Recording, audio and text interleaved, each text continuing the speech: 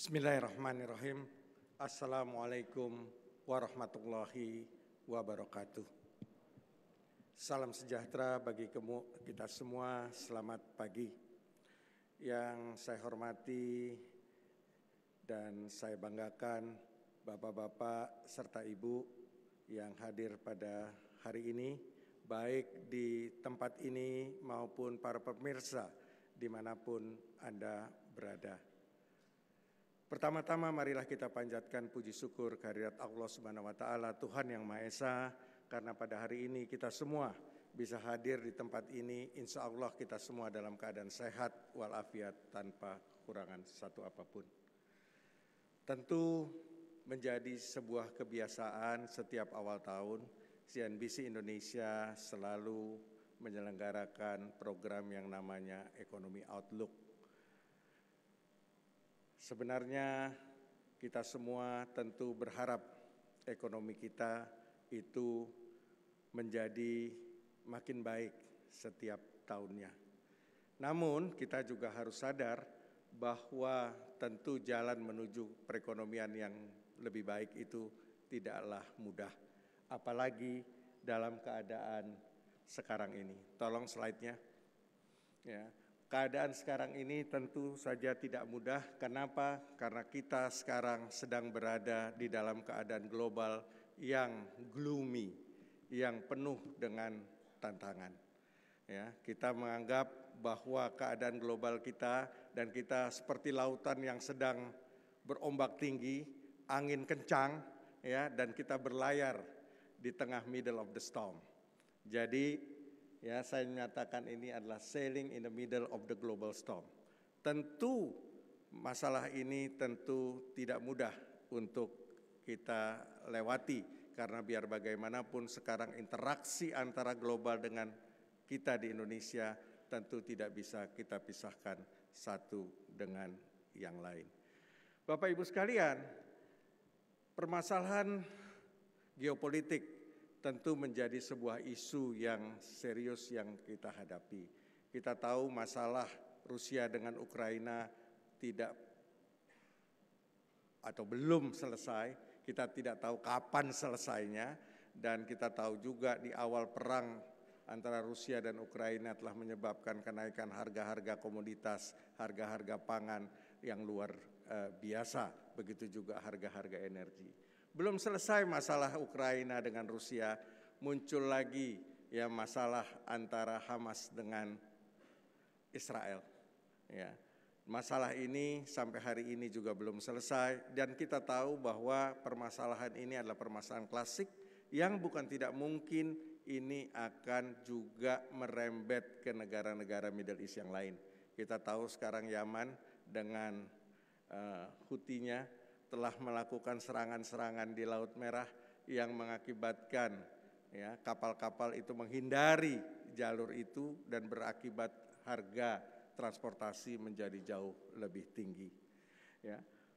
Kita tahu juga tension di Taiwan antara China dengan Taiwan, tentu Taiwan yang didukung Amerika, tentu ini juga kita tidak tahu kapan pecahnya permasalahan ini.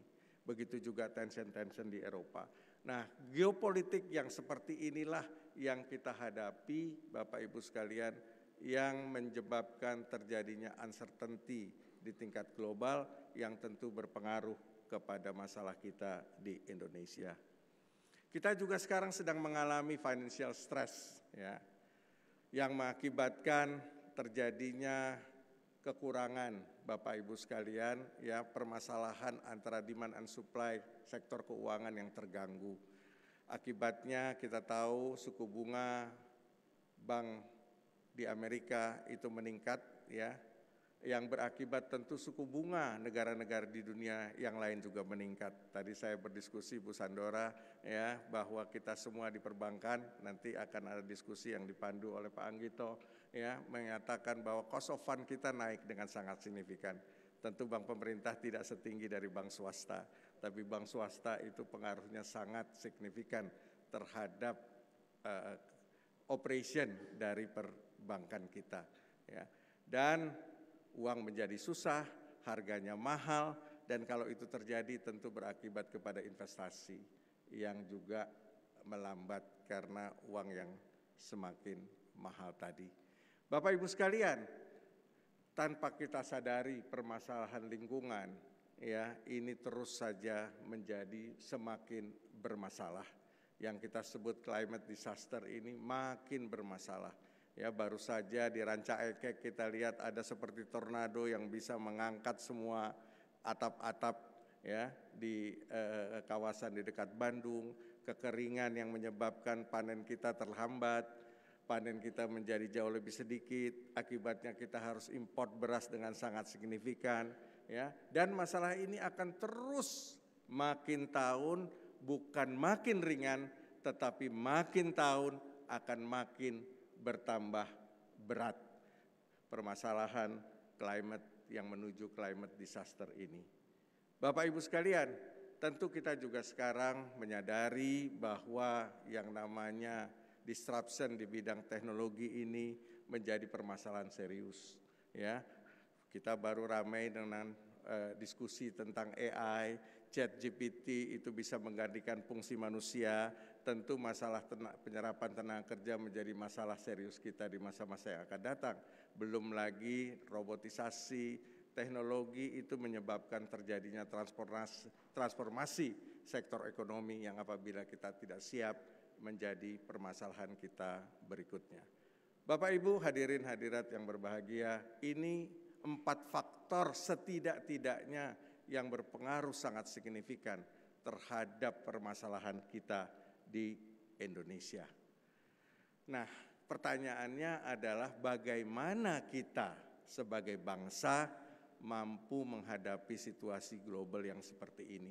Apakah kita mampu menjadi tadi teman-teman pembawa acara mengatakan bahwa bisakah kita menjadi the brightest ya on the spot ya, brightest daripada negara-negara yang banyak sekali bermasalah sekarang ini, baik karena resesi, baik karena yang lainnya. Nah, Bapak Ibu sekalian, kita tahu bahwa pemilu kita sudah selesai ya. Nah, kita tahu juga bahwa sebagai orang yang memahami ilmu statistik ya, tentu kita sadar bahwa kita sudah tahu siapa presiden kita yang berikutnya. Pertanyaannya adalah apakah kita ya mau menatap masa depan atau masih mau melihat ke belakang. Bapak Ibu sekalian, kita tahu ya ini simbol-simbol negara. Ada simbol elang, ini simbol Amerika Bapak Ibu sekalian ya, sudah terbang. Ya, naga adalah simbol negara Tiongkok, juga sudah terbang walaupun sekarang juga punya permasalahan domestik ekonominya. India sekarang jadi the bright spot ya, sudah mulai tumbuh berkembang luar biasa. Pertanyaannya bagaimana Indonesia?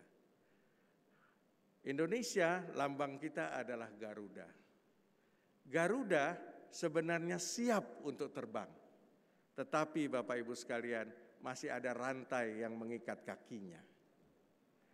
Nah, rantai inilah yang namanya birokrasi yang berlebihan, inefisiensi, ya, masalah korupsi, masalah segala macam ini menjadi rantai yang menghambat Garuda untuk bisa terbang.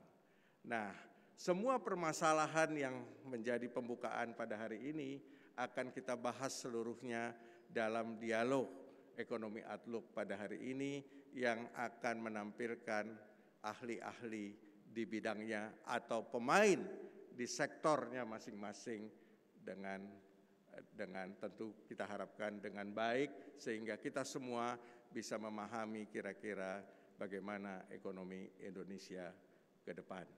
Dan saya nanti setelah makan siang akan berdialog langsung dengan Bapak Ibu sekalian. Bapak Ibu sekalian boleh bertanya apa saja ya, untuk nanti saya mencoba untuk menjelaskan. Saya didampingi oleh Pak Yudi Purbaya Sadewa, tapi bukan sebagai Ketua LPS, tapi sebagai ekonom. Karena beliau sama-sama dengan saya ini di Komite Ekonomi Nasional. Kami ini mantan, tapi Pak Yudi lanjut, saya tidak, gitu.